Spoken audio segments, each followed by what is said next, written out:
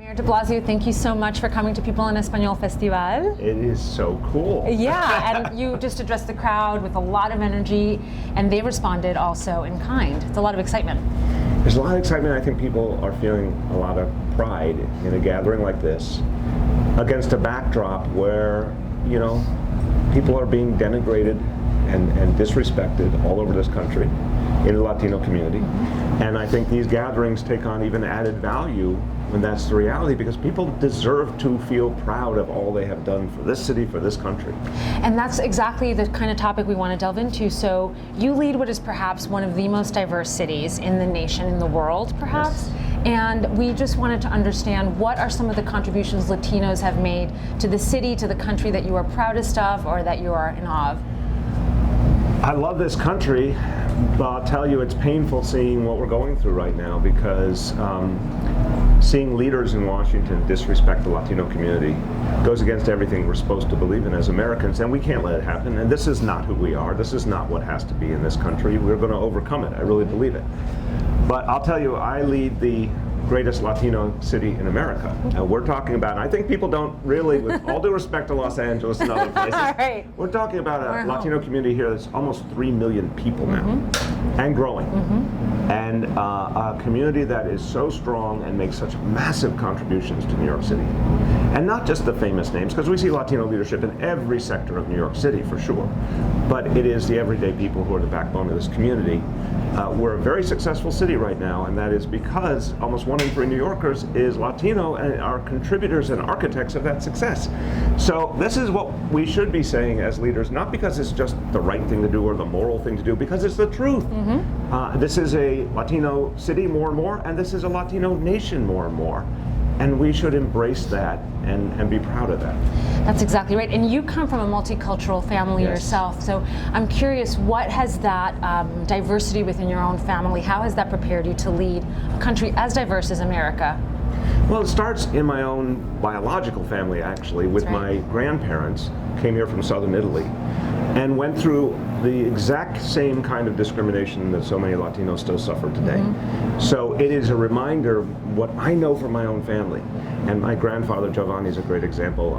He struggled a bit to speak English. I always understood him, and he was an amazing man. I honor him. But did you translate for him? Well, I didn't know Italian well enough to translate, but I could always understand him because I got used to the way he talked. But I always say he didn't have enough time to learn English because he was only in America for 70 years. So busy. Yeah, busy, right. But the reason I say that is one of the people I honor the most in my personal life. He went through lots of discrimination. And when Italians first came here, or Irish, or any community, they were treated like a problem instead of contributors, instead of part of what would make us great. And my family got to live the American dream. 2 generations later, I have the honor of being mayor of this city. So it begins with me understanding that everyone's been discriminated against, wrongly, unfairly, and therefore it's wrong to discriminate against any other community, because we've all been suffering from it. And then in my own family that I've been honored to create, my wife's African American, my children are multiracial, and I have seen in the experience of having these beautiful children what we should be aspiring to, that, you know, it doesn't matter where people come from, you know, every family wants the same things, and our job, all of us, is to help the children, help the next generation come up. And my kids struggled with identity sometimes, and sometimes people said the wrong thing around them. But in the end, there was lots of love. And this is what we have to mirror in our society. Let's show more love. Let's show more embrace of everyone. Doesn't matter where you come from or when you got here. We're all in this together now. And your beautiful family is certainly an example of that love and that positivity. Also, your administration is leading the effort with the census, making sure that everyone gets counted. A lot of people in the community are scared to be counted. Can you talk a little bit about why it's important to make sure that one counts oneself in the census?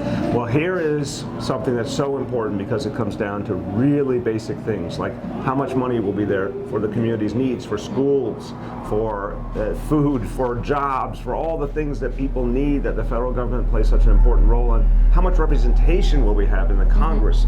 You know, Latino community is finally getting better representation in the United States Congress, but a census that doesn't count the community literally could erase that, could erase all that progress. That's right. So we can't let that happen. But I'll tell you, it's cynical what we're seeing in Washington. Explicit efforts to create fear, to discourage people from what our founding fathers said. Our founding fathers said that there would be a census every 10 years and we would count everyone in the country regardless of who they were. Until now, where we see a group of officials in Washington who are literally trying to tell a lot of people, you don't count and we don't want you counted. That's right. And we can't stand for that. So in New York City, what we're saying is we're going out to the community aggressively. We're getting those trusted leaders, clergy and community leaders. All sorts of people can speak to their own communities. And we're saying to people, don't let these enemies of truth stop you. Don't let the people trying to put you down convince you not to participate. Fight back. Get involved. And we all fought that horrible immigration question. That's right.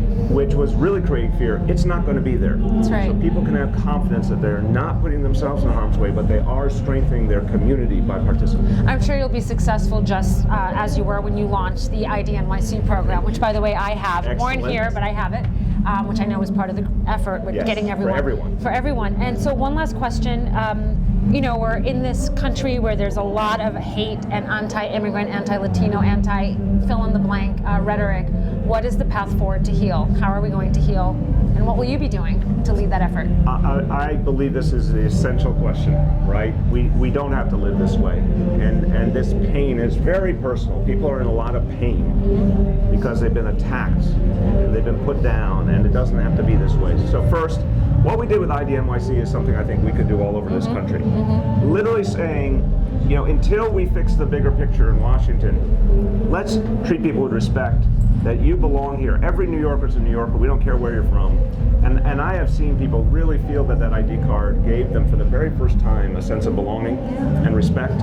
We should do that everywhere. Obviously, the big step is comprehensive immigration reform, a path to citizenship for the almost 12 million people who are here undocumented, but are already part of America. They're already part of our society. They need that opportunity to stay. The dreamers should stay. That's what most Americans believe in. And so I'm actually optimistic. I think the American people over the years have gotten more and more aware that we need to create a solution. And I think a lot of people have been really saddened by the hatred and don't believe it's consistent with our values as Americans. I'm going to try and lead in every way I can, using the example in New York City, where I think we've gotten it right in terms of mutual respect, and it's made us, in every sense, stronger, safer, better. But really fighting for that breakthrough. When I was on the debate stage a few months back, I said something that needs to be said, that what I think a lot of folks on the right wing successfully did was they convinced American citizens, working class people, middle class people, that the immigrants created their misery, created their economic challenges, their insecurity. And I said, we need to be blunt. The immigrants didn't do that to you. They never had the power to do that to you. Big corporations and Wall Street and the people with the wealth and the power created the dynamics that make so many Americans feel insecure and scared about the future. Not the guy who works in the kitchen, not the guy who works in the fields just trying to take care of their family. This is a conversation I'm going to help lead to say, we've got to break the back of that bad politics, that anti-immigrant politics, which has unfortunately been a part of our nation's life for decades. We need to break the back of that and say to people, no, that guy who's trying to take care of their family, that woman who's working so hard every day just to make ends meet, they're not your enemy. They're actually going through a lot of the same things you're going through. Let's unite to make sure that working people are treated with respect regardless of where they come from. And I believe that the American people one day will embrace that idea. Oh, thank you so much, Mayor, and happy Hispanic Heritage Month to you. I hope to see you soon. Absolutely. Thank you for your Enjoy the whole month. Yes, thank you.